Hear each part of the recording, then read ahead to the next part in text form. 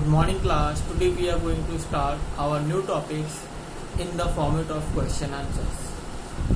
So when we are going to discuss the four differences between sexual and asexual reproduction, we can say that in sexual reproduction, fertilization happens, zygote form, while in asexual reproduction there is no fertilization and no zygote formation is there. Again in sexual reproduction, variation is there, but in asexual reproduction clones are formed. Okay. Now in double circulation, the next question, what is double circulation? Explain, withdraw and write one importance. So the process in which, or we can say that during one complete circulation blood passes twice through the heart.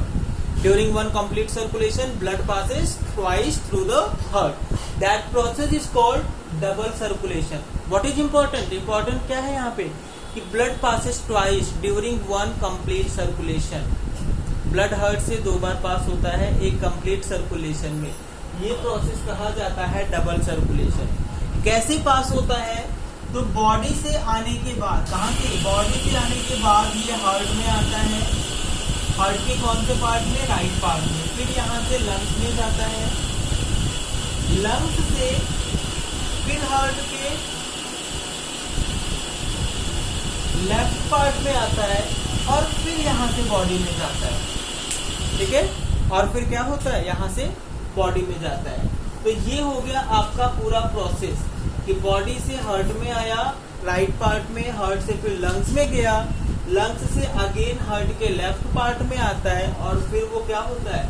Then again फिर body parts में जाता है. Body parts में फिर से return होकर के जाता है. ठीक है. तो ये पूरा हमारा वन कंप्लीट सर्कुलेशन होता है जिसमें ब्लड जो है हार्ट से दो बार पास होता है. ठीक है. बॉडी से इम्प्योर ब्लड आता है और लंग्स से फिर प्योर ब्लड हार्ट में आता है. क्लियर? ये अब इसके बाद इसकी ड्राइंग का पार्ट आते हैं. सो ड्राइंग करते टाइम या तो आप डबल सर्कुलेशन की एक स्पेसिफिक ड्रॉ आपकी बुक में दी गई है. ठीक है. कुछ इस तरीके से बनाते हुए, पार्ट्स का नाम लिखते हुए कुछ इस तरीके से छोटा सा ड्रॉ बनाया हुआ है, या फिर हार्ट की मेन ड्रॉ बनाते हुए आप इसकी ड्राइंग को डिस्कस कर सकते हैं. अकॉर्डिंग टू मार्क्स इसे आप अपने अकॉर्डिंग कर सकते हैं. डबल सर्कुलेशन में हार्ट की ड्रॉ कंपलसरी नहीं है, बट ये स्केच इस तरीके से या आपके बुक में डबल सर्कुलेशन के साथ एक ड्रॉ दिया होगा, उसे आप डिस्कस कर सकते हैं. ठीक है. Then the third part of the question, why does double circulation is important. ठीक है. इसका एक इम्पोर्टेंस हमें डिस्कस करना है. इसका क्या कर? सो liver help in formation of bile, gallbladder stores that bile, and villi help to increase the digestion by increasing the surface area. Okay. So the part of human excretory system are, there are four major parts: a pair of kidney, a pair of uterus, ureter, a pair of ureter, single urinary bladder and single urethra. These are the four parts which are present in the human excretory system and help in the excretion. ठीक है. जब भी excretory system की बात आएगी, then we are going to discuss the organ which are involved to secrete urine. ठीक है. liver, lungs and other are the part of excretory system, but वो main human excretory system का part ना होके alternate parts हैं जो कि help करते हैं. यहाँ तक clear? Now process of urine formation. So the kidney is the main part where urine formation occur.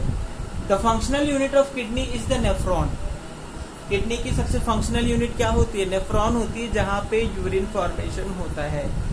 Nephron के अंदर ग्लोमरस से जब यूरिन फिल्टर होता है, बमेन कैप्सूल से यूरिन फिल्टर होकर ग्लोमरस की हेल्प से आगे आता है और वो उसके क्वाइल्ड लूप्स में आता है. वहां से उसमें से maximum water, about 80 to 90% water और सारे सॉल्ट एक्सेट्रा रीअब्जॉर्ब कर लिए जाते हैं. और फिर जो बचा हुआ फिल्ट्रेट होता है, बेसिकली उसमें केवल यूरिया और सर्टेन अमाउंट ऑफ वाटर बचता है. That one is called urine. वो यूरिन फिर किडनी से पास होते हुए यूरेटर की हेल्प से यूरिनरी ब्लैडर में जाकर के स्टोर होता है. यूरिनरी ब्लैडर एक मस्कुलर पाउच लाइक स्ट्रक्चर होता है जो कि यूरिन को स्टोर करता है, और टाइम टू टाइम जब भी हम नीड करते हैं, मतलब जब भी हम फील करते हैं that now we have to pass urine, तो हम यूरिनेशन के प्रोसेस के थ्रू उस यूरिन को आउटसाइड रिलीज करते हैं। In the blood and lymph, so blood is red in color and lymph is white in color. Blood help in transport of different kind of substances, but lymph help in transport of fat and mainly of waste products. Okay, blood has more amount of RBC and lymph has more amount of WBC. Again, blood has comparatively less amount of WBC, but lymph has comparatively more amount of WBC. Okay. The next question, what stand for ATP? So ATP for the adenosine triphosphate. ATP stand for adenosine triphosphate. It is called energy currency of the cell because ATP is the type of compound which broken down and provide the energy. ठीक है, वो जब भी cell को energy की requirement होती है तो वो उसे ब्रेक करके अपने आप को सेल को एनर्जी प्रोवाइड करता है, सेल को क्या करता है, एनर्जी रिच कंपाउंड प्रोवाइड करता है, इसीलिए इसे energy currency of the cell कहा जाता है। The next question, 4 methods of expression of waste product used by the plants. So plant first of all do the releases their waste product, specially the gaseous waste product by the exchange of gases. Plant का waste product basically oxygen है photosynthesis में और carbon dioxide है respiration में। तो सबसे पहले तो वो गैसेस एक्सचेंज के थ्रू रेस्पेक्टिव टाइम में इसे बैलेंस करते रहते हैं। दूसरा, with the help of transpiration they release excess amount of water. Plant जो वाटर कंटिन्यूअसली एब्जॉर्ब करते जाते हैं वो उसे ट्रांसपिरेशन के थ्रू एक्सेस वाटर को रिमूव करते रहते हैं। फिर तीसरा, प्लांट्स अपने वेस्ट प्रोडक्ट को, स्पेशली जो सॉलिड वेस्ट प्रोडक्ट होता है, उसे या तो स्टेम के अंदर या लीफ में, अगर हाई मॉलिक्यूलर वेट है, हैवी है, तो उसे अपने स्टेम में रूट के पास, और अगर लाइट वेटेड है तो उसे लीफ के डिफरेंट पार्ट्स में स्टोर करते जाते हैं। इसीलिए लीफ जो है येलो होकर के फॉल ऑफ हो जाती है।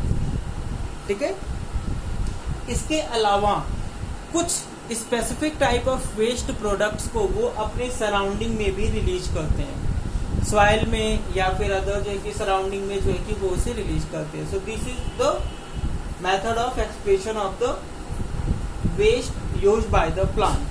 Then come to the question, balance chemical equation for the photosynthesis and respiration. So for the photosynthesis it is 6CO2 plus 12H2O,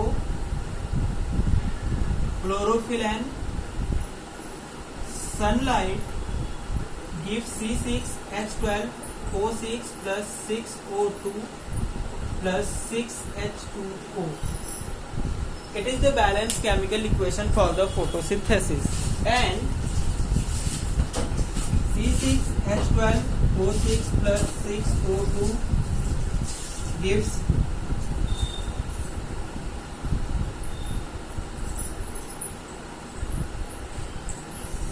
CO2 plus 6H2O plus ATP energy. It is the type of aerobic respiration. C6H12O6 plus 6O2 gives 6CO2 plus 6H2O plus ATP energy. ठीक है, अगर यहाँ से आप, ये तो हो गया एरोबिक रेस्पिरेशन के लिए, रेस्पिरेशन में, ठीक है, इसे आप रिमूव कर दीजिए। Now it become the reaction for the anaerobic respiration. ये अब एनारोबिक रेस्पिरेशन का रिएक्शन हो गया।